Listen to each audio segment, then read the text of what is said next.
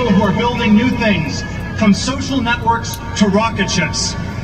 I'm not a politician, but neither is Donald Trump. He is a builder, and it's time to rebuild America. Where I work in Silicon Valley, it's hard to see where America has gone wrong. My industry has made a lot of progress in computers and in software, and of course, it's made a lot of money. But Silicon Valley is a small place. Drive out to Sacramento or even across the bridge to Oakland, and you won't see the same prosperity. That's just how small it is. Across the country, wages are flat. Americans get paid less today than 10 years ago, but healthcare and college tuition cost more every year.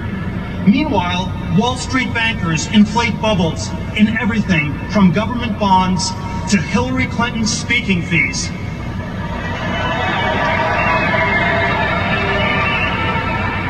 Our economy is broken. If you're watching me right now, you understand this better than any politician in Washington, D.C. And you know, this isn't the dream we looked forward to. Back when my parents came to America looking for that dream, they found it right here in Cleveland. They brought me here as a one-year-old, and this is where I became an American. Opportunity was everywhere. My dad studied engineering at Case Western Reserve University, just down the road from where we are now. Because in 1968, the world's high-tech capital wasn't just one city. All of America was high-tech. It's hard to remember this, but our government was once high-tech too. When I moved to Cleveland, defense research was laying the foundations for the internet. The Apollo program was just about to put a man on the moon, and it was Neil Armstrong from right here in Ohio. The future felt limitless, but today our government is broken. Our nuclear bases still use floppy disks. Our newest fighter jets can't even fly in the rain. And it would be kind to say the government software works poorly, because much of the time it doesn't even work at all. That is a staggering decline for the country that completed the Manhattan Project. We don't accept such incompetence in Silicon Valley, and we must not accept it from our government.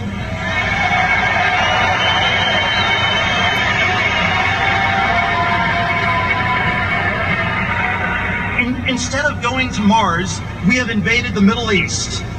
We don't need to see Hillary Clinton's deleted emails. Her incompetence is in plain sight.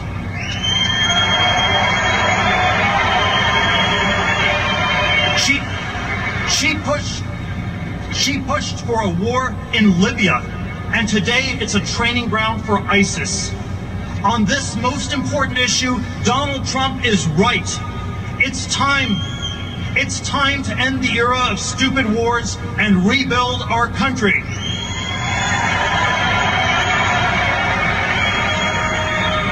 When I was a kid, the great debate was about how to defeat the Soviet Union, and we won. Now we are told that the great debate is about who gets to use which bathroom.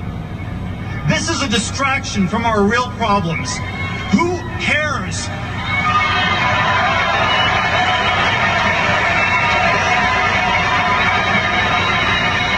Of course, every American has a unique identity. I am proud to be gay. I am proud to be a Republican. But most of all, I am proud to be an American.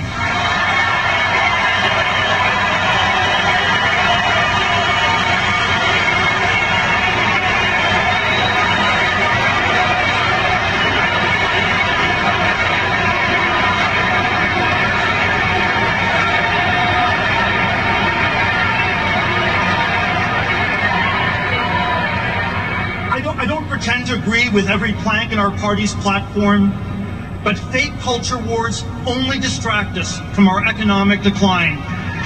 And nobody in this race is being honest about it except Donald Trump.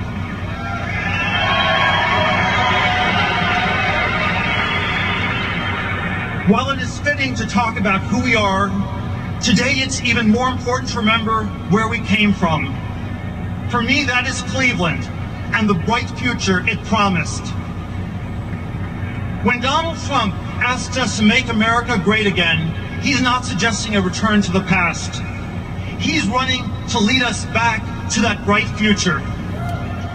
Tonight, I urge all of my fellow Americans to stand up and vote for Donald Trump.